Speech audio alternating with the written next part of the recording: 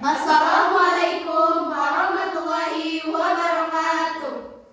Alhamdulillahirrabbilalamin. Wassalatu wassalamu ala asyrafil anbiya'i wal mursalin wa ala alihi wa sahbihi ajmain. Amma ba'du. Pertama-tama marilah kita panjatkan puji dan syukur kehadirat Allah Subhanahu wa taala karena dengan rahmat dan karunia-Nya kita dapat berkumpul dalam ruangan ini. Tak lupa sholawat beserta salam kita curah limpahkan kepada junjungan alam Nabi besar Muhammad sallallahu alaihi wasallam. Yang terhormat kepada Ibu Neng Sapitri selaku guru mata pelajaran Bahasa Indonesia yang sedang menonton video ini. Dan yang saya hormati rekan-rekan sekalian.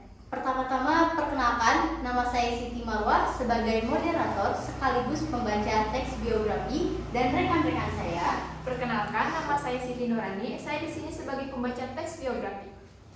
Perkenalkan, nama saya Sri Rahayu sebagai pembaca teks biografi sekaligus memaparkan kaidah.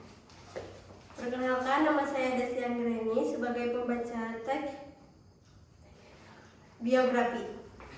Perkenalkan, nama saya Seni. Saya sebagai pembaca teks biografi sekaligus pemaparan struktur. Nah, teman-teman, pada kesempatan kali ini kelompok 5 akan mempresentasikan sebuah teks biografi tentang Thomas Alva Edison. Maka sebelum itu, kami akan paparkan terlebih dahulu strukturnya. Untuk pemaparan struktur yang akan dipaparkan oleh Seni, kepadanya saya persilahkan. Baik, saya akan memaparkan strukturnya. Struktur terbagi menjadi 3 bagian, yaitu orientasi, kajian atau peristiwa penting, orientasi. Bagian orientasi berisi pengenalan tokoh yang diceritakan. Umumnya pada bagian ini diceritakan gambaran umum dan identitas tokoh. Contohnya nama, tempat, dan tanggal lahir. Kejadian atau peristiwa penting adalah kejadian penting yang dalam tokoh yang dilaksanakan, mulai dari perjalanan karir perjuangan mengapa cita-cita hingga peristiwa penting untuk mengantarkannya mencapai suatu kesuksesan. Bagian orientasi merupakan penutup atau simpulan cerita. Pada bagian ini penulis biografi juga menyampaikan pandangan atau pemikiran pribadinya mengenai tokoh yang diceritakan. Nah, itu dia pemaparan struktur dari teks biografi. Tanpa berlama-lama lagi, kita langsung saja untuk mempresentasikan dari sebuah teks biografi dari Thomas Alva Edison. Bagian pertama yang akan disampaikan oleh Rani. Kepada Rani, saya persilahkan. Langsung saja, saya akan membacakan teks biografi yang berjudul Thomas Alva Edison merupakan seorang pengusaha dan juga salah satu penemu terhebat di Amerika Serikat. Dia memberikan kontribusi besar bagi dunia berkat temannya, yakni lampu pijat. Selain generator listrik, perekam suara maupun film. Sebagai pengusaha, dia memegang sekitar 1.903 hak paten di Amerika Serikat dan 2.332 hak paten di seluruh dunia dan atas berbagai penemuannya. Edison lahir pada tanggal 11 Februari 1847 di Milan, Ohio. Dia merupakan bungsu dari 7 bersaudara, anak pasangan Samuel Ogden Edison Jr. dan Nancy Matthews Elliot. Edison kecil hanya bersekolah selama beberapa pekan sebelum ibunya menariknya dan memutuskan mengajarinya sendiri. Saat itu, gurunya memperingatkan Edison dianggap sebagai murid yang sering tertinggal, tidak pintar, dan dianggap tak berbakat.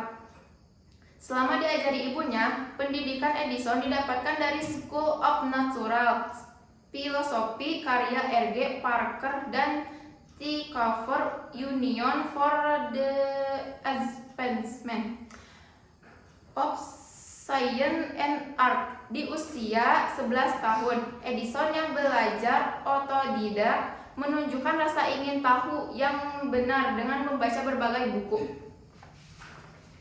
Baik, pemaparan bagian kedua yang akan disampaikan oleh Sri Rahayu. Kepada Sri Rahayu saya persilakan. Baik, saya akan melanjutkan pembacaan teks biografi. Keluarga Edison pindah ke Portland, Michigan setelah pemilik channel sukses menjauhkan jalur kereta api dari Milan pada 1854 dan membuat Edison senior kehilangan pekerjaan. Pada usia 12 tahun, Edison mudah mampu meyakinkan orang tuanya untuk membiarkannya menjual koran di jalur kereta api Pothuron menuju Detroit. Dia menjadi operator telegraf setelah menyelamatkan bocah 3 tahun Jimmy Mackenzie karena terjebak di rel kereta api. Ayah Jimmy, Joe Mackenzie, sangat berterima kasih sehingga dia memutuskan mengajari Edison menjadi operator. Tugas pertamanya di jalur Grand Trunk Stafford Junction. Selama bertugas, dia juga menghabiskan waktunya dengan melakukan eksperimen di laboratorium yang terletak di dalam kereta. Dia mendapatkan hak eksklusif untuk menjual koran di kereta, dibantu 4 asisten. Dia mempublikasikan Grand Trunk Herald di tahun 1866 saat berumur 19 tahun. Edison pindah ke Louisville dan bekerja sebagai Western Union serta kantor berita Associated Press. Dia meminta piket malam sehingga dia bisa melakukan 2 hal kesukaannya, membaca dan bereksperimen. Namun, kegemarannya malah mendatangkan bencana. Suatu malam di tahun 1867, dia sedang bereksperimen dengan baterai aki ketika dia menumpahkan asam sulfur ke lantai yang merembes hingga meja bosnya dan membuatnya dipecah. Baik, pemaparan bagian ketiga yang akan disampaikan kembali oleh Rani. Kepada Rani, saya persilakan. Saat berusia 22 tahun, dia pindah ke New York dan mengembangkan penemuan pertamanya yang bernama Universal Stock Printer. Alat itu bisa menyeragamkan sejumlah transaksi saham. Perusahaan The Gold and Stock Telegram sangat terkesan dengan karyanya. Mereka membayar hak ciptanya sebesar $40.000 Amerika Serikat. Dengan kesuksesan itu, dia memutuskan mencurahkan seluruh waktunya untuk eksperimen. Pada dekade 1870-an, mendapatkan reputasi sebagai penemu berbagai penemu kelas 1. Pada tahun 1870, dia mendirikan laboratorium kecil di New York dan mempekerjakan sejumlah asisten, beralih ke LED, lebih hemat dibandingkan lampu pijar. Kemudian, di tahun 1876, dia mengembangkan perusahaannya ke Menlo Park, New Jersey, dan mendirikan fasilitas penelitian industri. Saat itu, Western Union memintanya untuk mengembangkan alat komunikasi yang bisa menyaingi telepon yang ditemukan Alexander Graham Bell. Dia tidak melakukannya. Meski begitu, di Desember tahun 1877, Edison mengembangkan metode perekaman suara yang dikenal sebagai fonograf. Baik, untuk pemaparan bagian 4 yang akan disampaikan oleh Seni. Kepada Seni, saya persilahkan. Baik, saya akan meneruskan teks biografi. Di 1878, Edison mulai mengembangkan sistem penerangan listrik, sesuatu yang dia harap bisa menyaingi lampu tradisional dari minyak tanah maupun gas. Lampu pijar menjadi perhatian umumnya. Banyak penemu seperti Alessandro Voltaire maupun Vatthew-Pras mencoba mengembangkannya. Namun lampu pijar tersebut dirasa masih mempunyai kekurangan karena selain biaya produksinya mahal. Hanya bertahan sebentar, setelah melakukan banyak percobaan, dia mulai fokus kepada bahan pijar dari filamen karbon dan sukses tes pertama 22 Oktober 1879. Saat itu, lampunya sukses bertahan selama 13,5 jam. Dia terus menyempurnakan desainnya dan di 4 November 1879 mendaftarkan hak patennya. Beberapa bulan kemudian, Edison dan timnya menemukan bahan yang lebih bagus dalam karbon bambu dan membuat lampu bertahan hingga 1,200 jam. Januari 1880, dia mendirikan perusahaan yang bisa mendistribusikan listrik untuk kegunaan harian dan menyinari kota.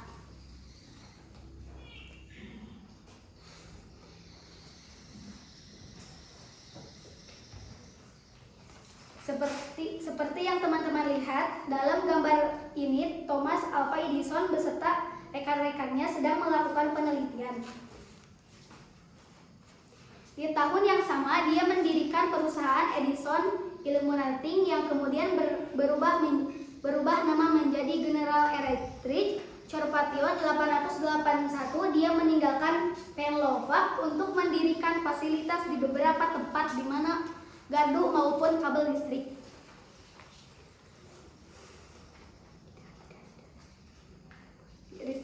Sedang dipersiapkan di 882 stasiun gardu. Farrell Street menyediakan 110 watt listrik untuk mencukupi kebutuhan 59 pelanggan dan kawasan Manhattan samping. Baik, pemaparan bagian 4 yang akan disampaikan oleh Adestia. Kepada Adestia, saya persilakan. Oke, saya akan melanjutkan teks biografi. Lainnya pada tahun 1887 Edison membangun fasilitas penelitian industri di West Orange, New Jersey yang menjadi pusat pembangunan perusahaan listriknya. Dia menghabiskan sebagian besar waktunya untuk mengawasi teknologi lampu dan sistem listrik. Setelah menyempurnakan fonograf, dia mengembangkan gambar bergerak atau film. Pada tahun 1890-an dia membangun pabrik pengolah biji besi di New Jersey Utara yang kemudian terbukti sebagai kegagalan komersial. Saat industri mobil mulai membesar, dia mengembangkan baterai yang untuk memberikan daya bagi Hartford yang notabene adalah temannya. Di tahun 1912 dia menemukan baterai untuk setir bagian mobil model T, dan sistem tersebut dipakai dalam industri selama beberapa dekade selama Perang Dunia I. Dia diminta militer Amerika Serikat untuk mengembangkan peralatan. Baik, pemaparan bagian akhir dari teks biografi yang akan dipaparkan oleh saya sendiri. Thomas Alva Edison meninggal dunia pada tanggal 18 Oktober 1931 pada usia 84 tahun di kediamannya Glenmont di Lowland Park, West Orange. Karena komplikasi diabetes, perusahaan dan komunitas di seluruh dunia mematikan lampu dan listriknya sebagai bentuk penghormatan kepada sang penemu besar. Berkat kegigihan, Edison dikenal sebagai salah satu penemu paling produktif pada masa itu, hingga berhasil mencetak rekor 1093 penemuan paten atas namanya. Namun, penemuan lampu adalah salah satu penemuan yang paling besar dan paling berpengaruh. Suatu hari, pada sebuah wawancara, Edison pernah ditanya, "Apa itu kunci dari kesuksesannya?" Lalu, ia menjawab, "Saya sukses karena saya sudah kehabisan kegagalan." Melalui kegagalan yang saya alami, saya malah mengetahui ribuan cara yang membuat lampu tidak berhasil menyala. Imbuhnya, mendengar jawaban Thomas Alva Edison, sangat tergambar betapa positifnya ia dalam memandang kegagalan, sebab ia tidak pernah sekalipun memandang sebuah kegagalan sebuah kekalahan. Nah, itu dia pemaparan dari teks biografi Thomas Alva Edison. Setelah itu kami akan memaparkan kaidahnya yang akan dipaparkan oleh Sri Rahayu. Kepadanya saya persilahkan. Baik, di sini saya akan memaparkan kaidahnya. Kaidah kebahasaan terbagi ke dalam 5 bagian, yaitu menggunakan kata ganti pronomina, menggunakan kata kerja aksi atau material, menggunakan kata sifat, menggunakan kata kerja pasif, dan menggunakan konjungsi urutan waktu. Yang pertama, menggunakan kata ganti pronomina. Pronomina digunakan untuk mengganti kata benda atau orang. Kata pronomina yang saya ambil dari teks biografi tersebut adalah ia, saya, dan dia. Yang kedua, menggunakan kata kerja aksi atau material. Kata kerja aksi adalah kata kerja yang mengacu pada perilaku atau tindakan tokoh yang diceritakan dalam teks biografi. Yang saya ambil dari teks biografi tersebut adalah membaca. Yang ketiga, menggunakan kata sifat. Kata sifat atau yang disebut adjektiva digunakan untuk mendeskripsikan tokoh yang dikisahkan secara spesifik. Yang saya ambil dari cerita teks biografi di atas adalah hebat, pintar, dan berbakat. Yang keempat, menggunakan kata kerja pasif. Kata kerja pasif merupakan kata kerja yang subjeknya dikenai tindakan. Yang saya ambil dari teks tersebut adalah di dan ter. Yang terakhir, menggunakan konjungsi urutan waktu. Sama halnya dengan karya fisik dengan menggunakan kata penghubung yang menyatakan urutan waktu. Kata konjungsi yang saya ambil dari cerita tersebut adalah kemudian dan setelah. Nah, baik, jadi itu dari akhir teks biografi, dari awal struktur, pembacaan teks biografi, dan juga yang terakhir kaidah. Dapat kita tarik kesimpulan bahwa Thomas Alva Edison dengan kegigihannya dan juga kesabarannya, ia mencoba untuk berhasil membuat lampu pijar itu menyala sampai 1000 kali eksperimen. Nah, untuk teman-teman yang ketika mendapat sebuah kegagalan, jangan langsung berputus asa. Jangan jadikan sebuah kegagalan itu dari sebuah akhir perjuangan, tetapi jadikanlah sebuah kegagalan itu dari awal keberhasilan. Nah, sebelum saya tutup presentasi hari ini, saya mohon maaf sebesar-besarnya apabila terdapat kesalahan kata atau penyampaian dari kelompok kami tadi. Biru laut seperti kolam, ikan paus pandai menyelam. Dari lubuk hati yang paling dalam, kami tutup presentasi dengan salam. Wassalamualaikum warahmatullahi wabarakatuh.